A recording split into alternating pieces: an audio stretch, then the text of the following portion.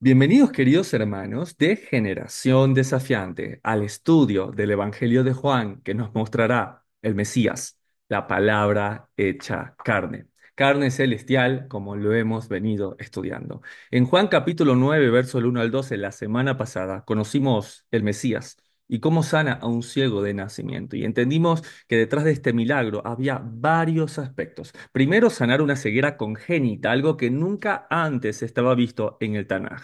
Luego, el pedirle que vaya caminando hasta el Shiloah, hasta el Siloé, hasta el estanque del enviado. Pero no lo envía al Betesda, que estaba a unos pocos pasos, pues ya estudiamos que este último es un lugar de culto pagano y que también al caminar hasta el Siloé se rompe el mandamiento de la ley oral rabínica impuesta por hombres de que una persona no puede caminar más de 2000 codos o 2000 pasos en Shabbat, pues lo quebrantaría. Algo que ya estudiamos, que no está en la Biblia. Y el día de la fecha veremos más a profundidad sobre algunas de estas leyes orales para entender en qué estaba inmerso, pues, nuestro Mesías. Todo esto cuando nos vamos a internalizar en la discusión que tiene el hombre sanado por el Mesías en Shabbat junto a los líderes judíos de la nación. Bienvenidos a Juan, capítulo 9, versos del 13 al 41, donde nos mostrarán la ceguera espiritual, no reconocer al Mesías. Juan capítulo 9 y verso 13 dice, llevaron ante los fariseos al que había sido ciego. Y era día de reposo cuando Jesús había hecho el lodo y le había abierto los ojos.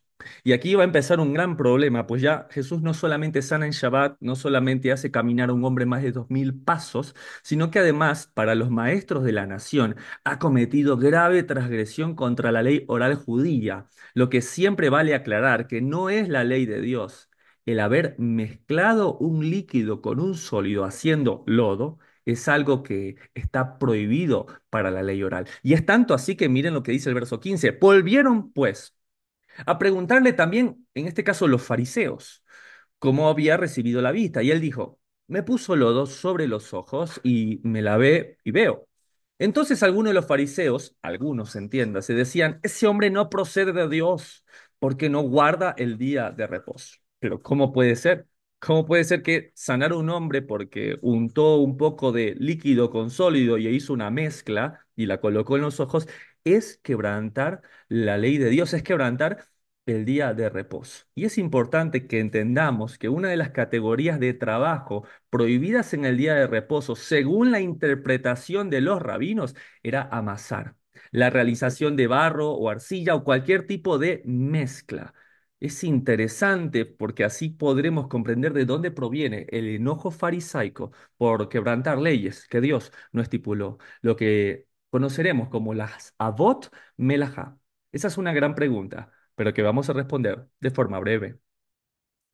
¿Qué son las 39 Avot Melajá? ¿Existe un listado de obras prohibidas en Shabbat? Al menos así lo asegura el judaísmo oral rabínico. Acompáñenme a responder esto. ¿Qué son las 39 Avot Melajá? Como hemos aprendido a través de esta serie, la palabra Abba, de origen arameo, no significa únicamente padre, sino origen o fuente. Por lo que hemos escuchado frases como el padre de mentira, no porque la mentira fuese una persona, sino en el hecho de que la fuente u origen de ella es Satanás. De igual forma, la palabra melajot o melajá, lo que traducido sería obras o trabajos, tiene acciones principales y de estas fuentes o padres se desencadenan muchas más, es decir, que dan un sentido figurado hijos. Estas 39 obras aparentemente prohibidas en Shabbat también va a empezar a desmembrar de ella muchas otras obras que según el rabinismo oral o el judaísmo rabínico oral, pues están prohibidas en Shabbat. ¿Por qué estudiar las 39 Abot Melahot? Vale recalcar que el interés de estudiar estas reglas del judaísmo rabínico no recae en conocer leyes talmúdicas para la práctica diaria, sino en el puro deseo de entender el contexto religioso del cual nuestro Mesías estaba inmerso. Y así poder entender cómo en sus propias palabras en Mateo 5:17, pues él no ha venido a abolir la ley ni los profetas, ha venido a dar cumplimiento. Cada vez que el Mesías iba en contra de autoridades religiosas y lo que decían ellos llamar ley, no era la ley de Dios, su Torá, su instrucción o mandamientos, sino la ley que estos hombres habían creado y puesto por encima de la palabra del Señor. Entonces, ¿qué son las 39 melajot? Son una serie de obras o trabajos prohibidos en Shabbat. Y si bien se enumeran 39, se desprenderán otras obras, lo que hacía en tiempo del Mesías y hasta nuestros días el dicho de que esto es un yugo que ni nuestros padres ni nosotros hemos podido llevar. Así lo dice Hechos, capítulo 15 y verso 10. Las 39 melajot no están en la Biblia. Estas obras no están enumeradas en la Biblia, sino en el Talmud, Tratado de Shabbat, capítulo 7, Mishnah 2. Estas se derivan de los diferentes tipos de trabajo que eran necesarios para construir el tabernáculo. Es decir, que toda la obra creativa que hicieron en el tabernáculo es la que consideran prohibidas en Shabbat. Si para hacer el tabernáculo hilaron, pues coser está prohibido. Si en el tabernáculo tiñeron telas, teñir está prohibido en Shabbat. Si amarraron vigas, entonces amarrar está prohibido en Shabbat. Cosas que no están en la palabra de Dios. De esta categoría principales o avot, padres, se derivan otras similares, toldot. Por ejemplo, dentro de la categoría de hornear se derivan prohibiciones como cocinar o freír. Aparte existen algunas prohibiciones de origen rabínico, como el utilizar o mover un objeto al que se le llama muxé. Esto explica el descontento farisaico al ver al paralítico del estanque de Betesda cargando su lecho en Shabbat. Algo que no está prohibido en la Torá, en la palabra de Dios, pero sí en estas recomendaciones de los sabios rabinos. Las 39 melajot están relatadas en el Evangelio. Si bien estas 39 categorías no están enumeradas en la Biblia, sí podemos verlas relatadas en el Evangelio y cómo el Mesías las expone como lo que son, leyes humanas impuestas por maestros y no por el Señor. Buscando evidencias. Lucas 6, verso 1 al 5 dice, aconteció en un día de reposo, Shabbat, que pasando Jesús por los sembrados, sus discípulos arrancaban espigas y comían. Y algunos de los fariseos dijeron, ¿por qué hacéis lo que no es lícito hacer en los días de reposo? Pero ¿dónde dice en la Torá que está prohibido hacer este tipo de cosas? En las leyendas del Talmud, como lo vimos, en el Tratado de Shabbat, allí se enumeran estas 39 padres de categorías de las cuales desprenden muchas más. Y entre ellas, la número 3 y 4 dice segar y cosechar. Sin embargo, vean ustedes que no podemos usar simplemente estas listas como si fuese un supermercado, sino que todas tienen que pasar realmente bajo un criterio de dispensación de mandamientos. Veamos qué dice el Mesías con respecto a esto. Jesús dijo, ¿ni aún esto habéis leído? Lo que hizo David cuando tuvo hambre él y con los que con él estaban. Cómo entró en la casa de Dios y tomó los panes de la proposición de los cuales no es lícito comer, sino a los sacerdotes, y comió. Y dio también a los que estaban con él. Lucas 6, 1, 5. O sea que muchas veces toman esto para decir, pues esto está prohibido. Y realmente estas cosas que estamos viendo aquí, o estas 39 Abot Melahot, son simplemente leyes orales, aún la palabra de Dios, aún mandamientos de Dios podrían estar inclusive supeditados a interpretaciones mayores, como lo que hemos venido estudiando, el Pikua Nefesh, primero la vida. Si estos discípulos del Mesías pues morían de hambre al igual que David y sus valientes, ¿por qué razón no podrían comer, aunque fuesen los panes de la proposición, que estaba supeditado solamente a comer al sumo sacerdote? Entonces, derribando las 39 melajot. Juan 9 del 13 al 16 dice, llevaron ante los fariseos al que había sido ciego, y era día de reposo, Shabbat, cuando Jesús había hecho el lodo para sanarle. Volvieron a preguntarle también los fariseos cómo había recibido la vista. Él les dijo, me puso lodo sobre los ojos y me lavé y veo. Entonces algunos de los fariseos decían, ese hombre no procede de Dios, porque no guarda el día de reposo. Pero ¿qué ha hecho de malo por sanar a un hombre haciendo una mezcla? Pues en la Torá dice que nada, pero en las leyendas del Talmud, Tratado de Shabbat, en el apartado 10 dice amasar.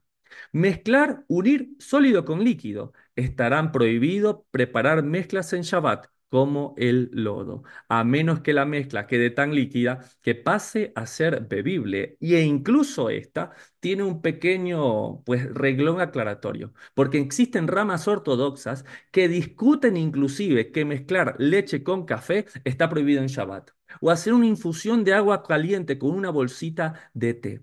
Entonces, para ellos, para los rabinos, para los judíos religiosos, las autoridades y no toda la nación, él transgrede Shabbat. Pero la Biblia no dice nada sobre esto.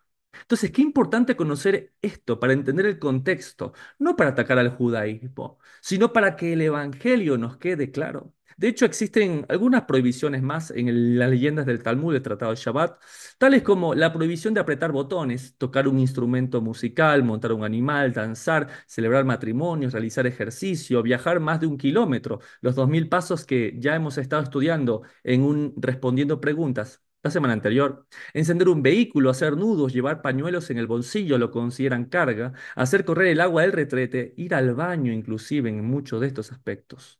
Ahora, hay uno que me encanta y es tocar un instrumento musical. Ahora, leamos esto. Tocar un instrumento musical.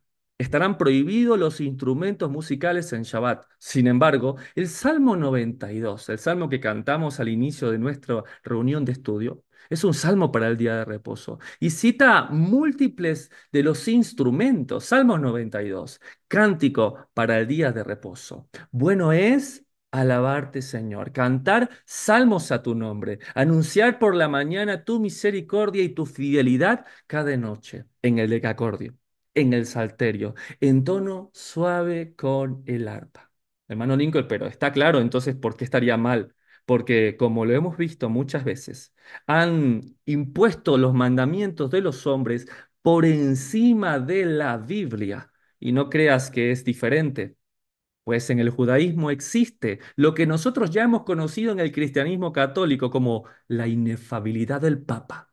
Quiere decir que ni el Papa, ni el rabino, ni el maestro puede equivocarse y puede estar inclusive por encima de la palabra de Dios.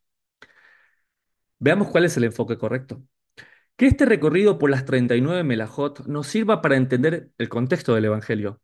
Por parte nuestra, iremos a lo que está escrito. Deuteronomio 5, versos del 13 al 14. 6 días trabajarás y harás toda tu obra, mas el séptimo día es reposo a tu Dios. Ninguna obra harás tú, ni tu hijo, ni tu hija, ni tu siervo, ni ningún animal, ni el extranjero que esté dentro de tus puertas. En este contexto, esta obra o melajá es toda aquella que tenga una remuneración económica o ganancia de ello. Esa es la obra prohibida en Shabbat, porque recuerden que el Shabbat es un día para hacer el bien, como también lo dice en el Evangelio. El Shabbat es un día para dar vida o dar muerte, para el bien o para el mal. Por lo tanto, el Shabbat es lícito como un día para hacer el bien. Entonces respondamos juntos esta gran pregunta, pero de forma breve. ¿Qué son las 39 Avot Melahá? Son un listado de obras prohibidas en Shabbat dictadas por el judaísmo oral rabínico farisaico. Por nuestra parte, cada obra realizada en Shabbat pasará por el filtro de los principios de dispensación de mandamientos de Mashiach, que ya hemos estudiado, aquel que es el Señor del día de reposo. Juan capítulo 9 verso 16 dice así. Entonces, algunos de los fariseos, y los que tengan Biblia, subrayenlo, enciérrenlo. Dice algunos de los fariseos. Recuerden que existían muchas casas farisaicas. Claro, nosotros conocemos a Shammai como el estricto y a Gilel como el más flexible, pero existían muchas más, de las cuales el día de hoy inclusive les citaré. ¿Por qué? Porque ser fariseo no está mal. La palabra fariseo, de la palabra perush, perushim, significa aquel que está apartado, aquellos que se separaron de la mafia saducea, la mafia de Herodianos, todos estos del control del templo y que querían estudiar la Torá. Pero claro, se fueron pervirtiendo ciertas de estas casas, pero el apóstol Pablo se consideró fariseo de fariseos hasta el final. ¿Qué tal Nicodemos? ¿Qué tal José de Arimatea? Entonces, a veces creemos que fariseo es una especie de sinónimo de hipócrita. Y claro que no. Existen fariseos que vamos a estudiar el día de hoy que realmente eran discípulos del Señor.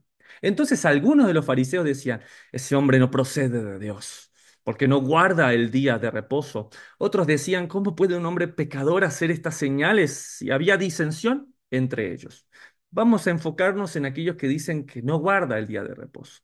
Hermano Lincoln, es un tema grande no guardar el día de reposo. Hay un estudio completo en Deuteronomio capítulo 5 para los que quieran. Sí, pero vamos a tratar de resumirlo de la forma más sencilla. ¿Qué es guardar el día de reposo? Veremos la visión tanto del Tanaj, mal llamado Antiguo Testamento, y del Nuevo Testamento. Isaías, capítulo 58, verso del 13 al 14, creo que resume bastante bien qué es el día de reposo. Si retrajeres del día de reposo tu pie, de hacer tu voluntad en mi día santo, y lo llamares delicia, santo, glorioso del Señor, y lo venerares, no andando en tus propios caminos, ni buscando tu voluntad, ni hablando tus propias palabras. Entonces te deleitarás, y yo te haré subir sobre las alturas de la tierra, y te haré comer a la heredad de Jacob tu padre, porque la boca del Señor, de Adonai, lo ha hablado. Wow, hermano Lincoln. Qué buen resumen. Y claro, ¿sí? En vez de estar viendo lo que tengo, lo que no tengo que hacer, ¿qué tal lo que tengo que hacer? Tengo que dejar de hacer mi voluntad y llamarlo delicia, día santo, día glorioso. Normalmente yo hago mi voluntad, pues ese día no lo hago. Ah, entonces me queda muy poco para hacer. Sí, no, entonces ¿qué ando? No ando en mis propios caminos, no hago mi voluntad, no hablo ni siquiera mis propias palabras. Y muchos les pasa eso, que durante la semana no escuchan la palabra de Dios. Pues deberíamos hacerlo siempre, pero sobre todo en el día de reposo. Entonces nos vamos a deleitar. Entonces, guardar Shabbat es regirse por lo que está escrito en la Torá. Y obviamente que esté certificado en el Evangelio. Marcos, capítulo 3, verso del 1 al 4, cuando el Mesías sana a un hombre de la mano seca, dice así. Otra vez entró Jesús en la sinagoga y había allí un hombre que tenía seca una mano y les echaban para ver si en el día de reposo le sanaría, a fin de poder acusarle. Entonces dijo al hombre que tenía la mano seca, levántate y ponte en medio. Y él dijo, el Mesías, ¿es lícito en los días de reposo hacer bien o hacer mal, salvar la vida o quitarla? Pero ellos callaban. Entonces vemos claramente que el día de reposo es un día para hacer el bien a los demás. Claro, el Mesías sanó, claro, el Mesías pues confortó, el Mesías amó en el día de reposo. Ahora, si quieres profundizar un poco más, te invito a que vayas a la playlist de Deuteronomio, el libro más citado por el Mesías, y puedas estudiar Deuteronomio, capítulo 5, versos del 12 al 15, cuarto mandamiento, el día de reposo, Shabbat, elige lo mejor. Juan capítulo 9, verso 16 dice, entonces algunos de los fariseos decían, ese hombre no procede de Dios, porque no guarda el día de reposo. Pero otros fariseos, que es lo que deberían decir ahí, otros fariseos judíos, judeanos decían, ¿cómo puede un hombre pecador hacer estas señales? Y había disensión entre ellos. Entonces volvieron a decirle al ciego para que desempate, ¿qué dices tú del que te abrió los ojos? Y él dijo que es profeta. Y esto es interesante porque en vez de reunir a todos, Jesús, el Mesías, Mashiach, a menudo dividía a los hombres. ¿Sí? Ellos estaban divididos entre los que aceptaban y confiaban en Él y los que no. Entonces, constantemente esta misma realidad seguramente la pasas en tu familia y en tu casa. Pero quisiera el día de hoy enfocarme en este grupo de fariseos que dicen que algunos de ellos decían que cómo un hombre pecador puede hacer estas señales, y de hecho ya lo estudiamos. Juan capítulo 3, en el encuentro de Nicodemo con el Mesías, dice así en el verso 1. Había un hombre de los fariseos, estos son el grupo de los otros, que se llamaba Nicodemo, principal entre los judíos. De hecho, ciertos libros de alajá judía comentan acerca de este hombre que dice que era rico, millonario, ¿sí? Que solamente con sus posesiones podría haber dado de comer a todo Israel. Verso 2. Este vino a Jesús de noche y le dijo, Rabí, lo que hemos estudiado que es una mención honorífica para algunos maestros de Israel. Sabemos que has venido de Dios como maestro. ¿Quiénes dice sabemos? Los fariseos, no todos, algunos como los que hemos estudiado. Porque nadie puede hacer estas señales si no está Dios con él. Este relato es congruente. Entonces, Hermano Lincoln, es tremendo. Yo siempre había metido todos los judíos en una sola bolsa. Y ahora, con el Evangelio de Juan, he entendido que hay judíos, entendiendo judeanos los que viven en la capital.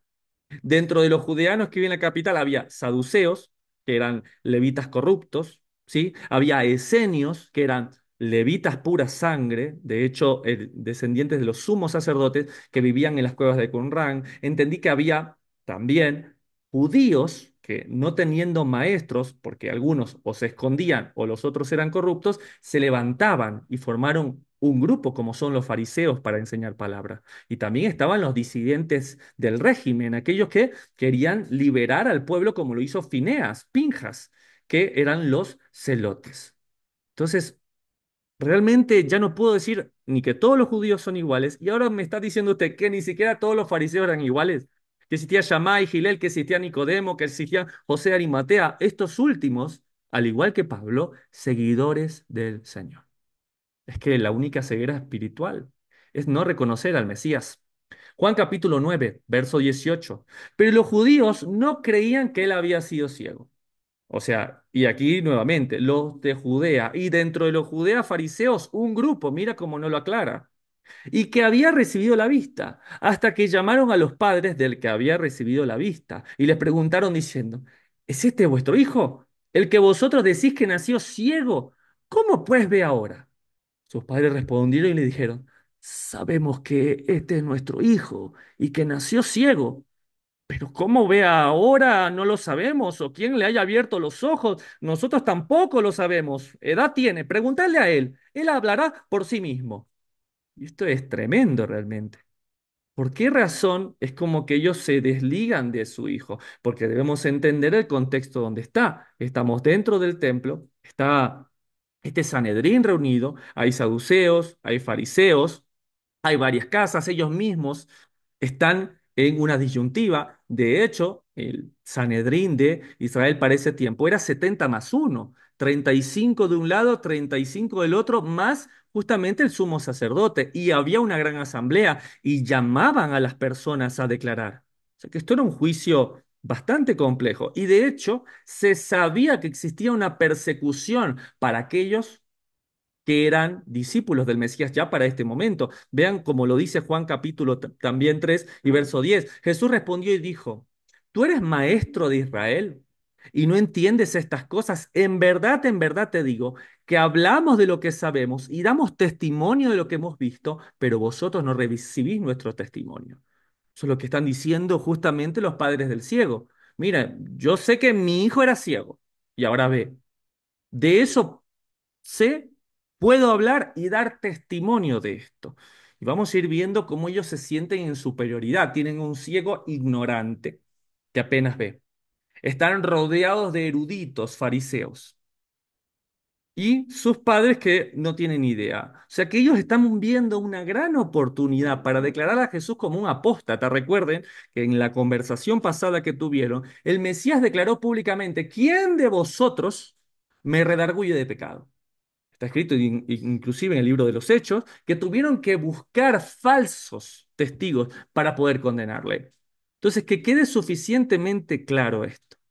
Muchas veces estas personas religiosas van a ver en nosotros, en aquellos que estamos abriendo nuestros ojos, que estamos diciendo, pues ya no estoy confiando 100% en lo que el líder, el religioso me está diciendo. Quiero ser como los de Berea. Quiero empezar a constatar que todo lo que se dice y se me enseña, pues está en la Biblia. Y todos empezamos con ese toque del Señor. De muchas cosas no sabremos, pero de lo que sabemos hablamos y damos testimonio de lo que hemos visto. Verso 22. Esto dijeron sus padres porque tenían miedo de los judíos. Entiéndase ahora de la reunión del Sanedrín. Y dentro del Sanedrín había disensión, o sea que tenían más miedo no de todos los fariseos, sino de cierto grupo de fariseos con cierto de los saduceos. Por cuanto los judíos ya habían recordado que si alguno confesase que Jesús era el Mesías, fuera expulsado de la sinagoga. Y vean que también lo dice un poco más adelante. Verso 23. Por eso dijeron sus padres, edad tiene, preguntadle a él. Mire Juan capítulo 12 lo verifica. Verso 42. Con todo eso, aún de los gobernantes, ¿no? Entiéndase gobernantes, entiéndase, por ejemplo, la clase saducea. Muchos creyeron en él, estamos viendo fariseos que creen en el Mesías también. Pero a causa de los fariseos, y solo un grupo, no lo confesaban para no ser expulsados de la sinagoga, porque amaban más la gloria de los hombres que la gloria de Dios. Ese era el problema. Y todos estuvimos en ese momento, cuando se nos empezó a predicar un Mesías que no iba en contra de la Torá, un Mesías que cumplía los mandamientos, un Mesías que era la expresión de cada una de las festividades bíblicas, que nos decía no celebramos más estas festividades paganas, sino las que están en la palabra de Dios. Y muchos estuvimos con miedo para que voy a perder la membresía. Me van a excomulgar de la Iglesia Católica. Me van a quitar la membresía de la evangélica, porque amaban más la gloria de los hombres que la gloria de Dios. ¿Y sabes qué es eso? Eso es la ceguera espiritual, no reconocer al Mesías. Juan capítulo 9 verso 24 dice, entonces volvieron a llamar al hombre, mira lo insistente, que había sido ciego y le dijeron, da gloria a Dios. Nosotros sabemos que ese hombre es pecador. Entonces él respondió y dijo, si es pecador no lo sé. Una cosa sé, que habiendo yo sido ciego, ahora veo, de lo que sé, de eso hablo, y doy testimonio, como lo vimos. Verso 26. Le volvieron a decir, ¿qué te hizo? ¿Cómo te abrió los ojos? ¿Por qué esa pregunta nuevamente? Y he escuchado comentarios de que dicen, bueno, es que ellos están dirigiendo la gloria a Dios para que no le dé gloria al hombre, y no es así. Esto que estamos viendo es un hebraísmo. ¿Y qué es un hebraísmo? Es una forma de hablar dentro del hebreo bíblico en la cual te tiene que remitir a una actitud preestablecida. ¿Qué quiere decir? Cuando alguien dice, da gloria a Dios, da alabanza a Dios, y le vuelve a preguntar, lo que le está diciendo es como en nuestra actualidad cuando tú vas a un juicio y el juez te dice, ¿sabe usted que está aquí por este juicio? Sí. Bueno, te pone la Biblia, pones la mano y dice, jura decir la verdad, nada más que la verdad y sobre todo la verdad. ¿Y sabe usted que quebrantará la ley cuando en este juicio usted ha hecho mentira? Y usted te quedas nervioso. Sí, sí, sí, juro. Listo. Y tú sabes que tienes que responder, porque te será contado como pecado, como transgresión a la ley nacional. Pues es lo mismo y les traje una prueba. Josué capítulo 7, versos 19 al 20, este es el pecado de Acán, aquel hombre que tomó el manto babilónico, el anatema, que Dios dijo que no tocaran ninguno de ellos nada de Jericó. Dice así en el verso del 19 al 20. Entonces Josué dijo a Acán, hijo mío, da gloria al Dios de Israel y dale alabanza. ¿Ves? Nuevamente este hebraísmo. Y declárame ahora lo que has hecho. No me lo encubras, le vuelve a preguntar. Y Acán respondió, verdaderamente he pecado contra Dios. Y así he hecho. Entonces, lo que estaban haciendo ellos, para que se den cuenta, es estar delante del Sanedrín en un juicio regular y usar el hebraísmo de da gloria al Dios de Israel, dale alabanza y responde, es porque continuamente piensan que este hombre pues está mintiendo. Pero el ciego ahora ve. Y será ciego, pero no ha sido sordo todos estos años a la puerta del templo. Y tampoco es mudo, porque declarará que la ceguera espiritual es no reconocer al Mesías. Juan capítulo 9 y verso 27 dice, Él le respondió, ya os lo he dicho y no habéis querido oír. Yo había sido ciego, pero ustedes siguen sordos. ¿Por qué lo queréis oír otra vez? ¿Queréis también vosotros haceros sus discípulos? Imagínate. Ya pasó de sentirse el más pequeño a decir lo que he escuchado y de lo que he visto, de lo que sé, de eso hablo. Un ciego sanado diciéndoles que ellos están ciegos y están sordos. Verso 28, no lo tomaron bien y le injuriaron. ¿Sí? Y dijeron, tú eres su discípulo, pero nosotros, discípulos de Moisés, somos. Nosotros sabemos que Dios ha hablado a Moisés, pero respecto a este, no sabemos de dónde sea. Y van a ver cómo inclusive están en grave falta y le están mintiendo. Juan capítulo 8, versos 46 y 49, lo hemos visto en unas semanas, dice así, ¿quién de vosotros me redarguye de pecado? ¿Cómo puede ser que ellos dicen, nosotros sabemos que es pecador?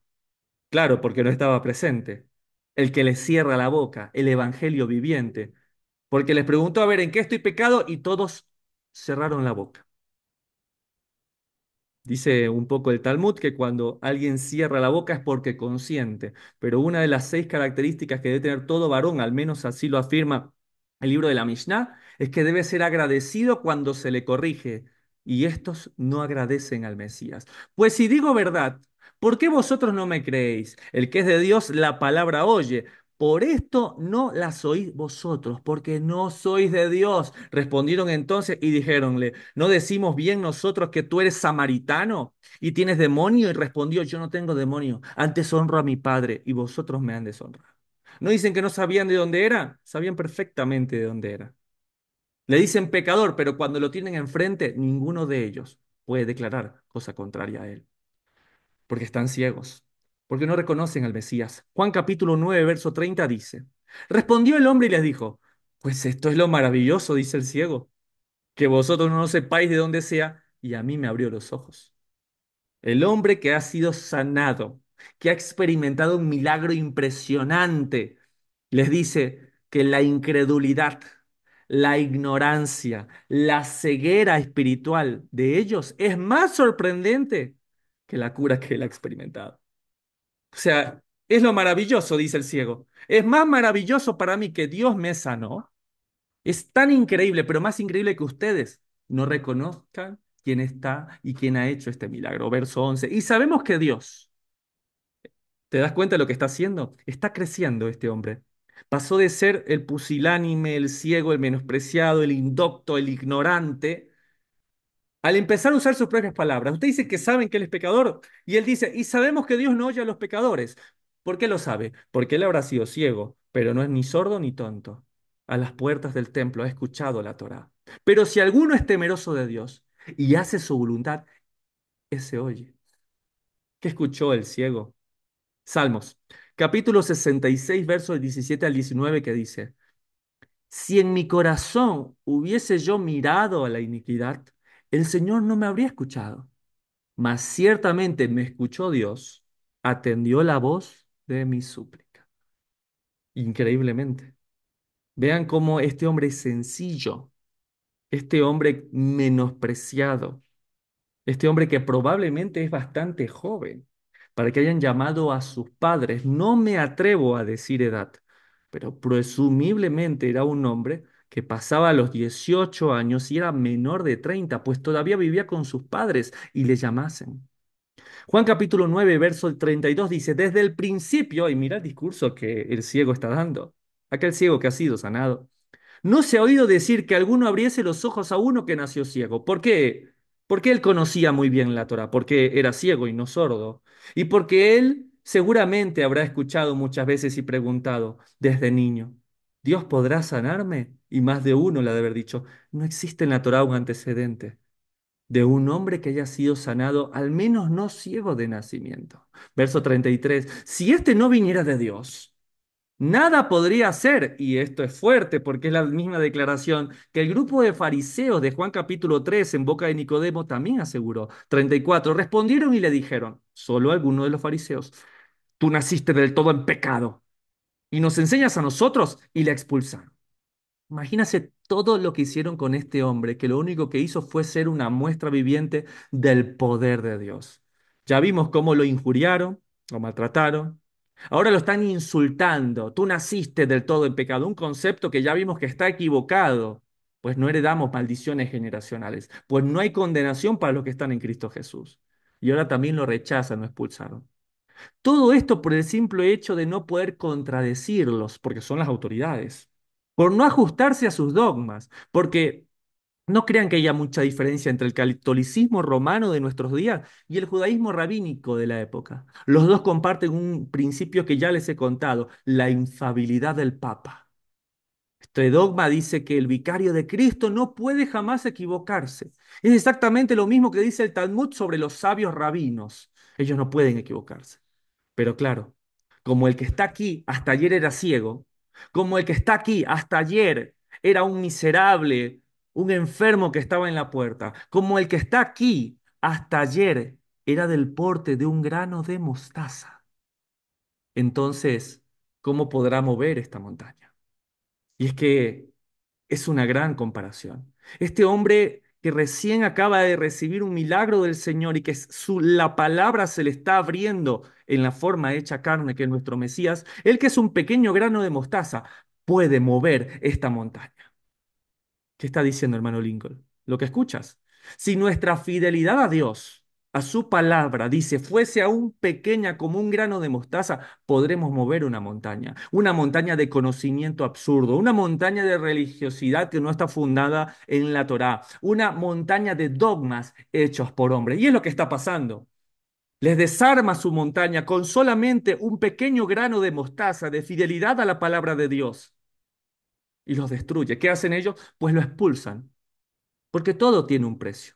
Desde ahora en adelante, aquel hombre tendrá un carácter de leproso ante la comunidad, según lo enseña las costumbres rabínicas. No solo ya no va a poder participar de las fiestas, de los sacrificios, de la adoración, sino que no podrá permanecer en el templo y aún será excluido del comercio cercano. Es que expulsarlo es algo bastante fuerte. Lo expulsaron porque no pudieron contra un pequeño grano de mostaza que movió toda una montaña de conocimiento mal fundado. Un hombre indocto, ignorante, ciego de nacimiento, pero de lo que sabía de eso hablaba y su testimonio era verdadero.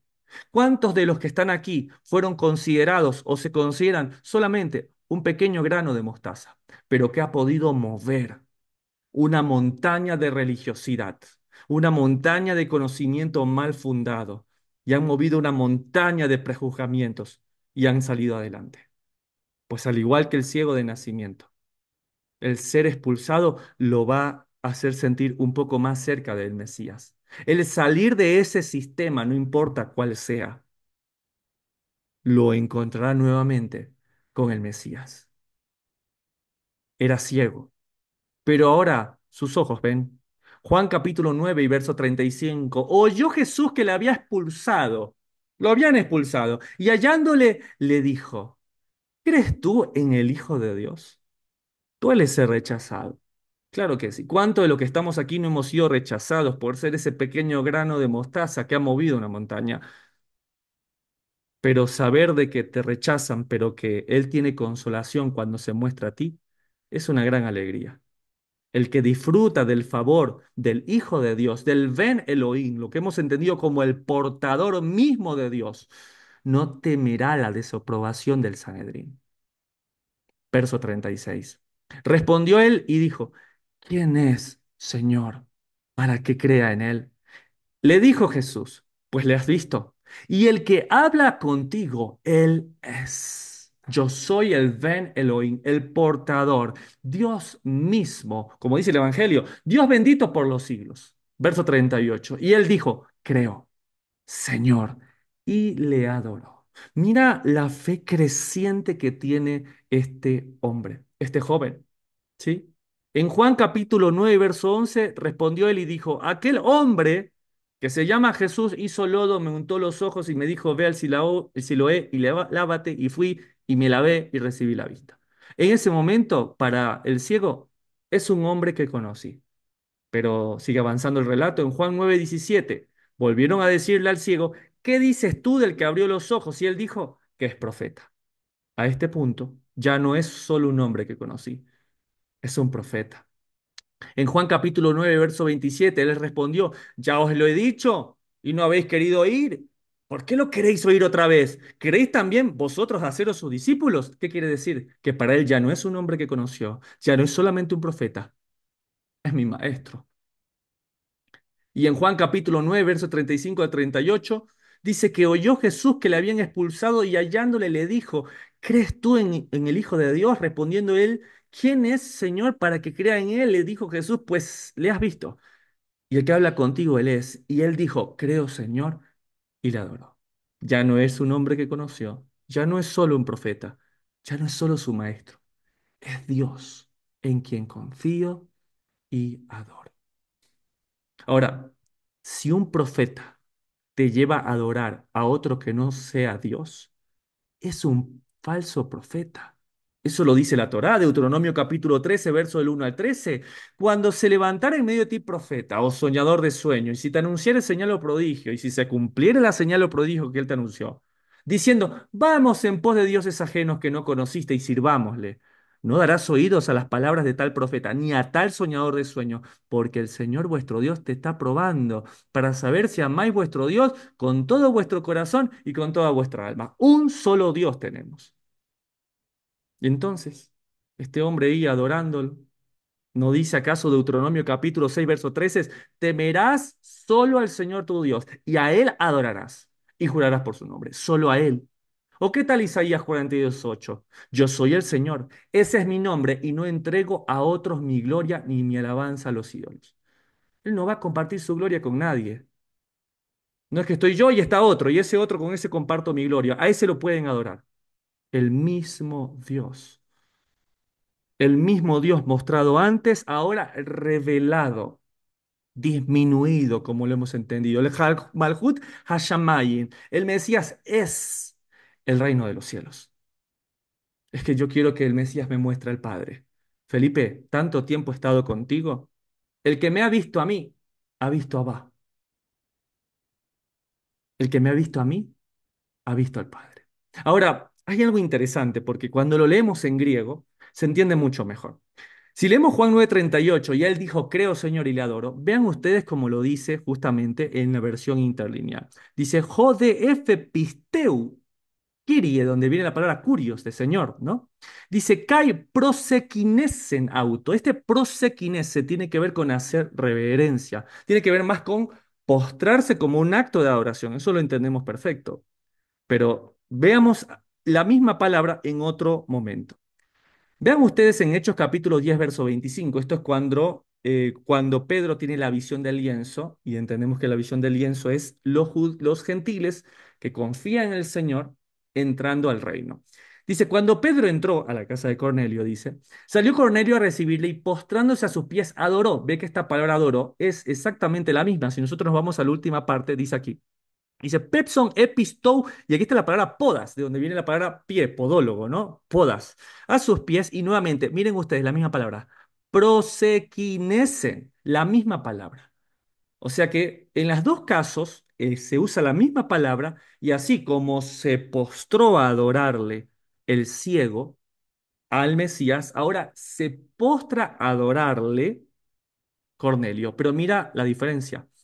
Hechos 10:26. Pedro le dijo, levántate, pues yo soy hombre. Y para los que venimos del catolicismo, esto es un escándalo. Si el sueño de muchos de nosotros en el catolicismo era ir hasta el Vaticano a besarle los pies a Pedro. Pero dice, levántate, yo soy hombre, a mí no me adores. De hecho, lo mismo pasa en Apocalipsis 19:10, cuando Juan en el Apocalipsis ve al ángel y se le postra y le dijo el ángel, no me adores, no te postres ante mí. Soy consiervo tuyo y de los profetas y todos los que guardan las palabras de este libro. Adora a Dios. Entonces, la adoración es solamente a Dios. Por eso es tan grave pensar que, bueno, el Mesías pues es su nombre. El Mesías es la palabra hecha carne, es el mismo Dios revelado. Y no reconocer al Mesías, eso es, eso es una ceguera espiritual. Juan capítulo 9 y verso 39 dijo Jesús, para juicio he venido yo a este mundo, para que los que no ven vean y los que no ven sean cegados.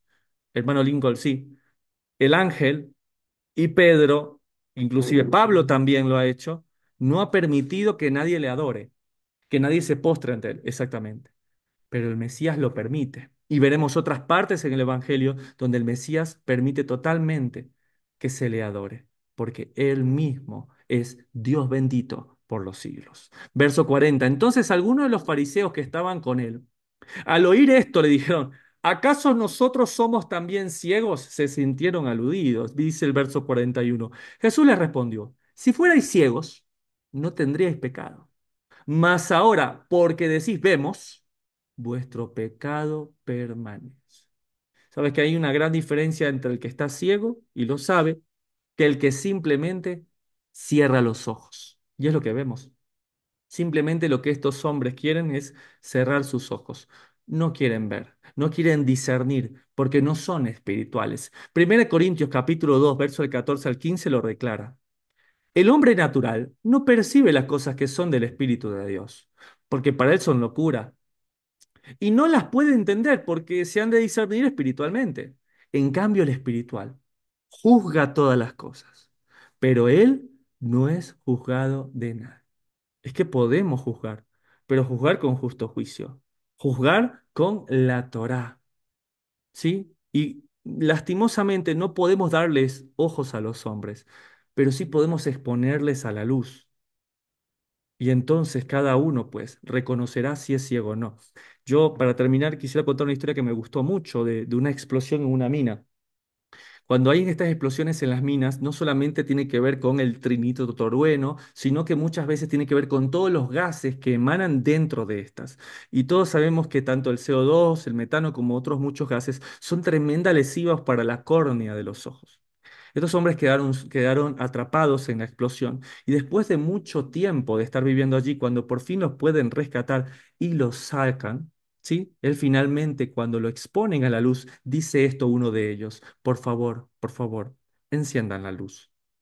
Entonces, cuando estás en la oscuridad, pues no te das cuenta que eres ciego. Solamente cuando tienes a la luz delante de ti es cuando puedes ver lo que es realmente estar ciego. Y el día de hoy lo hemos aprendido.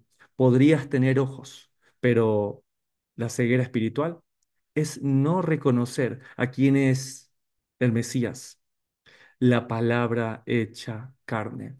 Hemos sido tremendamente bendecidos de que no solamente nos permitió ver la luz con los ojos naturales, sino que con los ojos espirituales poder reconocer aquel quien se ha dicho, como está escrito: hemos encontrado al Mesías, del cual hablaba Moisés y los profetas.